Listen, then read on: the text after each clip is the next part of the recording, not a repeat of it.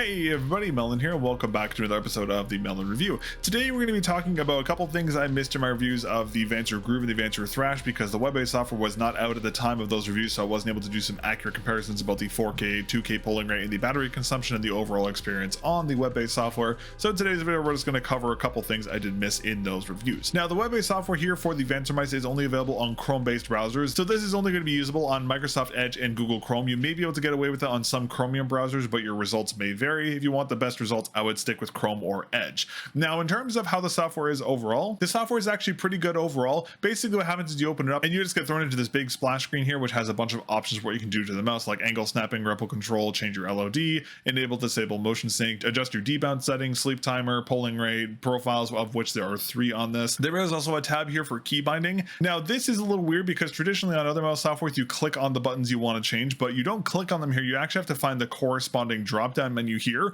which is a little confusing because the main click are here and then the side buttons are here and then the scroll wheel click is here. It's a little confusing. It would be nice to see these moved closer to where they're supposed to be. I know that we're rushing to get this out because it was already delayed quite a bit, so I understand why it's in this current state right now, but it would be nice to see this get changed in the future to make it a little more usable. On the plus side though, there is a lot of options of what you can rebind all the keys to be, which is nice to see. However, what I did find is that there's no option for the DPI button here at the top of the mouse, which I thought was very odd. Traditionally I like to disable the DPI buttons at the top of the mice just because I commonly hit them by accident and I hate constantly changing my DPI, but you can't rebind this, which I thought was kind of odd. That is a bit of a missed opportunity here, because if people have multiple performance profiles and they want to switch between like a work or a gaming profile, having this button being able to do that would be nice to see. So hopefully Vancer can change this in the future to have some kind of bind being able to add it to it. But for my case, I just went to the performance tab and just set one DPI stage so the button didn't do anything, which is a fine workaround, but it would be nice to see this be a button you can change to something else. There is also a tab for macros here. I didn't really touch this too much, but if you want to do macros, there is an option to do so here. Now next up I want to talk about the battery life here on the Groove and the Thrash. Now this is where these mice get very strange, because as I talked about my full reviews, the battery life on these mice seem to be insane based off on the readouts on these little dongles here, and I didn't really trust the readouts because they seem to be way better than every other mouse I've tried with a 300 milliamp hour battery, and it turns out I was right. The battery readouts here on the dongle are completely wrong, to an extent actually not even close to their actual power rate. Now before we talk about how my batteries fanned out, I want to talk about how Vancer is advertising them. So according to Vancer, the battery life on both the Groove and the Thrash, because they are both using a 300 milliamp hour battery, on 1K polling is going to be around 61.5 hours, on 2K polling it's going to be around 26.9 hours, and on 4K polling it's going to be 21.5 hours. Now the weird thing here is that there is a massive difference between the 1K and 2K polling rate battery lives. I expected the battery life on the 2K polling rate to be more around like the 40 hours. It's not normal that we see such a big drop from 1K to 2K.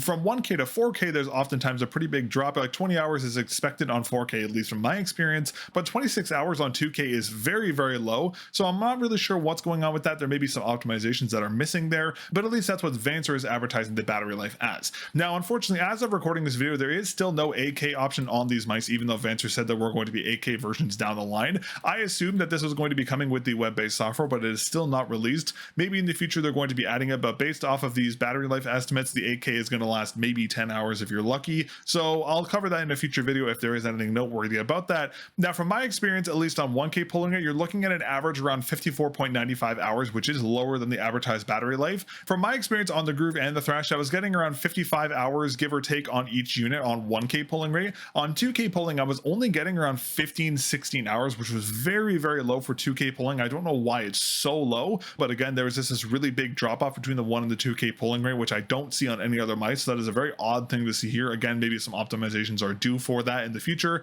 but we'll see what they change down the line. Now when it comes to the 4K, this is when the battery life gets very strange. So as you can see here, my Groove is saying it's at 100% battery life, and if we go into the software and we check the polling rate here, you will see that it is set to 4000. Now according to Vancer, you're going to get around 21.5 hours on the 4K polling rate. However, I've been running the Groove on 4K polling rate for 3 hours and the battery life has not dropped at all, nor has it dropped on the dongle. The exact same thing is happening on the Thrash as well. So it looks like battery life just isn't even tracking on the 4K polling rates on either the web-based software or the dongle itself, which is very concerning, because again, you're going to get lower battery life on the higher polling rates, and you want to make sure you're able to track what battery life your units are at, and the dongle nor the actual software itself is just not reading the correct amounts. Now where this gets even stranger is that when I was doing my 1K and 2K polling testing, the software would show a relatively accurate estimate of the battery life, but the dongle would show completely random charging times sometimes. I even had my battery life go as low as 80% in the actual software, and the dongle was still showing 100% battery life on my Thrash, which is very, very concerning. So just like I said in my full review when I said I didn't really trust the battery readouts on this little dongle here, they are completely inaccurate from what I've been able to see.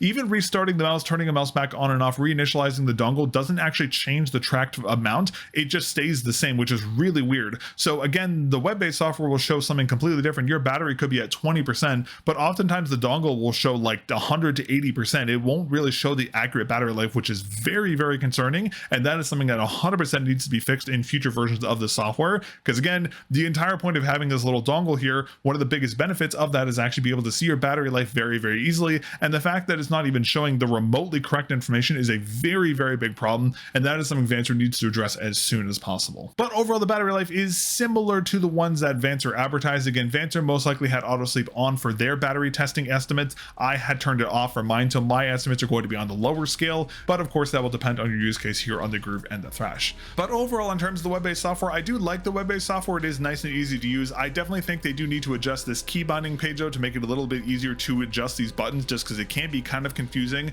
Aside from that though, the web-based software is quite good. The battery life is again the biggest issue I have with these units, just because this dongle is not reading out the proper information. That is a huge problem that Vancer needs to address as soon as possible. Alrighty, well that is going to be everything for my quick little update video about the Vancer web-based software and the battery lives. Again, my apologies for not having the battery life in the full reviews. The software was not out at the point of me recording those reviews, so I was not able to get accurate readings. I'm glad I didn't give readings then, just because they would have been completely wrong based off of this little dongle. But hopefully Vancer will fix that in a future version of the software and the firmware, and hopefully in the future we will also see the 8K polling rate added to these units. The battery life will probably be next to nothing with the 8K polling rate. Hopefully they add that relatively soon. But that's everything for today. Thank you very much again for watching. I greatly appreciate it, and I will catch you guys in the next episode of the Melon Review. Peace.